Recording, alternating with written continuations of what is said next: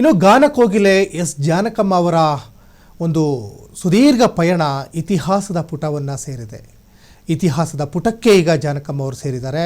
ಸಕಲ ಸರ್ಕಾರಿ ಗೌರವಗಳೊಂದಿಗೆ ಅಂತ್ಯಕ್ರಿಯೆ ನೆರವೇರುತ್ತವೆ. ಗಾನ ಕೋಗಿಲೆ ಎಸ್ ಜಾನಕಿಯವರು ಇತಿಹಾಸದ ಪುಟವನ್ನು ಸೇರಿದ್ದಾರೆ. ತನ್ನದೇ ಆದಂತಹ ಒಂದು ವಿಶಿಷ್ಟ ಧ್ವನಿಯಲ್ಲಿ ಒಂದು ದೊಡ್ಡ ಮೈಲಿಗಲ್ಲನ್ನು ಸಾಧಿಸಿದ್ದಾರೆ.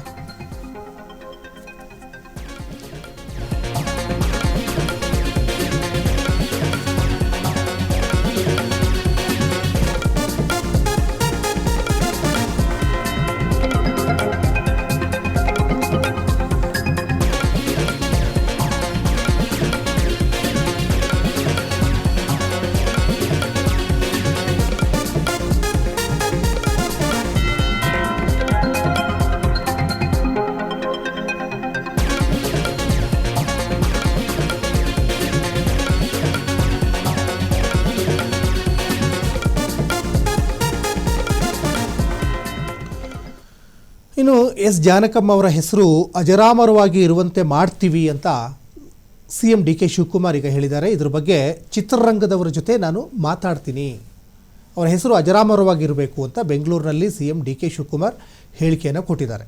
ಒಂದು ಕಡೆ ಈಗ ಸ್ಮಾರಕ ನಿರ್ಮಾಣ ಆಗಬೇಕು ಅಂತ ಸಾಕಷ್ಟು ಮನವಿಗಳು ಕೂಡ ಈಗ ಬರ್ತಾ ಇದ್ದಾವೆ. ಜೊತೆಗೆ ಗಾನ ಕೋಗಿಲೆ ಎಸ್ ಜಾನಕಿಯವರು ಯಾವತ್ತೂ ಕೂಡ ಸ್ಮರಣೀಯವಾಗಿರಬೇಕು, ಸಕಲ ಸರ್ಕಾರಿ ಗೌರವಗಳೊಂದಿಗೆ ಅಂತ್ಯಕ್ರಿಯೆ ನೆರವೇರುತ್ತೆ ಅಂತ ಬೆಂಗಳೂರಿನಲ್ಲಿ CM DK ಶಿವಕುಮಾರ್ ಹೇಳಿದ್ದಾರೆ. ಯಾಕಂದರೆ 4 ರಾಷ್ಟ್ರೀಯ ಪ್ರಶಸ್ತಿ, 33 ರಾಜ್ಯ ಪ್ರಶಸ್ತಿಗಳು ಅವರಿಗೆ ಲಭಿಸಿದ್ದಾವೆ.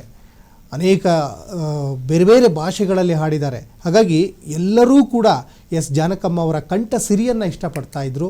ಹಾಗಾಗಿ ಅವರ ಹೆಸರು ಅಜರಾಮರವಾಗಿ ಇರಬೇಕು. ನೋಡಿ, ಇವತ್ತು ನಮ್ಮೆಲ್ಲರ ಹೆಮ್ಮೆ ಅಂದರೆ ಅವರು ಹುಟ್ಟಿದ್ದು ಆಂಧ್ರ ಪ್ರದೇಶದಲ್ಲಾಗಿದ್ದರೂ ಕೂಡ ಅವರು ಅನೇಕ ದಿನಗಳನ್ನು ಕರ್ನಾಟಕದಲ್ಲಿ ಕಳೆದಿದ್ದಾರೆ. ಕೊನೆಯ ದಿನಗಳನ್ನು ಮೈಸೂರಿನಲ್ಲಿ ಕಳೆದಿದ್ದಾರೆ.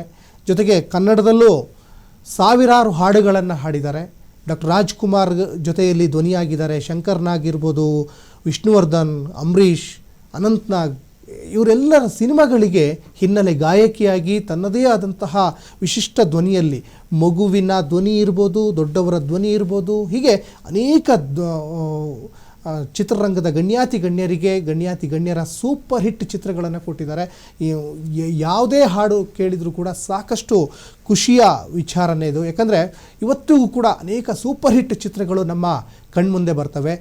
ಅದರಲ್ಲೂ ಕೂಡ ಶಂಕರ್ನಾಗ್ ಅಭಿನಯದ ಜೊತೆಯಲ್ಲಿ ಹಾಡಂತೂ ಕೂಡ ಸಾಕಷ್ಟು ಜನ ಆಗಾಗ ಮೆಲುಕು ಹಾಕ್ತಾ ಇರ್ತಾರೆ.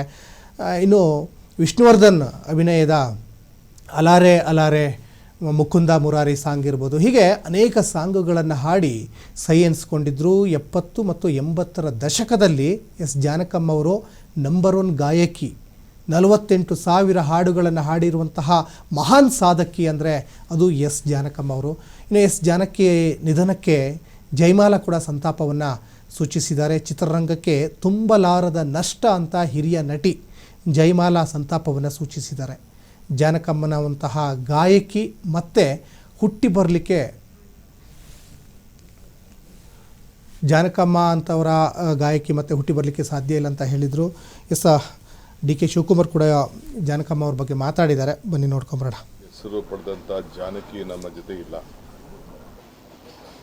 50 ವರ್ಷಗಳ ಕಾಲ ನಮ್ಮ ಸಿನಿಮಾ ರಂಗಕ್ಕೆ ಎಲ್ಲ ಭಾಷೆಯಲ್ಲೂ ಕೂಡ ಅವರು ಸೇವೆಯನ್ನು ಮಾಡಿದ್ದಾರೆ.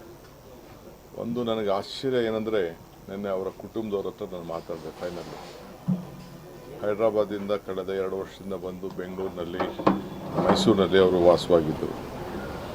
ಸೊ 40,000ಕ್ಕೂ ಹೆಚ್ಚು ಹಾಡುಗಳಿಗೆ ಅವರ ಧ್ವನಿಯನ್ನು ಕೊಟ್ಟಂಥ ಏಕೈಕ ನಾಯಕಿ. ಆ ಕುಟುಂಬದ ಕೇಳಿದೆ, ನಿಮಗೆ ನಾನು ಚೆನ್ನೈಗೆ ಹೋಗಬೇಕು ಅಂದರೆ ಅಲ್ಲಿ ಕಳಿಸ್ಕೊಡ್ತೀನಿ, ಇಲ್ಲಾಂದ್ರೆ ಹೈದ್ರಾಬಾದ್ಗೆ ಹೋದರೆ ಅಲ್ಲಿ ಕಳಿಸ್ಕೊಟ್ಟು ಏರ್ ಲಿಫ್ಟ್ ಮಾಡಿಕೊಡ್ತೀನಿ ಅಂತೇಳಿ. ಅವರಿಲ್ಲ, ನಮ್ಮ ಅಜ್ಜಿದು ಕೊನೆ ಆಸೆ ಮೈಸೂರಿನಲ್ಲೇ ಇರಬೇಕು ಅಂತೇಳಿ ಇಲ್ಲಿಗೆ ಬಂದರು ಅವರು ಅಂತೇಳಿ. ಸೊ ನಾನು ಸರ್ಕಾರದ ಗೌರವ ಜೊತೆಲಿ ಇವತ್ತು ಸುಮಾರು ಮಧ್ಯಾಹ್ನದವರೆಗೂ ಕೂಡ ನಮ್ಮ ಅಂತಿಮ ದರ್ಶನಕ್ಕೆ ಅಲ್ಲಿ ಮೈಸೂರಿನಲ್ಲಿ ಅವಕಾಶವನ್ನು ಮಾಡಿಕೊಡ್ತಾ ಇದ್ದೀವಿ. ಅದಾದಮೇಲೆ ಸರ್ಕಾರದ ಗೌರವದೊಂದಿಗೆ ಅವರಿಗೆ ಗೌರವನ ಸಲ್ಲಿಸುವಂಥ ಕೆಲಸ ನಮ್ಮ ಡಿಸ್ಟ್ರಿಕ್ಟ್ ಮಿನಿಸ್ಟ್ರು ಇವತ್ತು ಗುಲ್ಬರ್ಗಾಗೆ ಹೋಗಿದ್ರು, ಯತೀಂದ್ರ ಅವರು. ಅವ್ರು ನಾನು ರಿಕ್ವೆಸ್ಟ್ ಮಾಡಿದೆ, ನೀನು ಕ್ಯಾನ್ಸಲ್ ಮಾಡಿ ಆ ಗೌರವನ ಸಲ್ಲಿಸುವಂಥ ಕೆಲಸ ಮಾಡಬೇಕು ಅಂತೇಳಿ ಅವರು ಅಲ್ಲಿ ಭಾಗವಹಿಸ್ತಾ ಇದ್ದಾರೆ.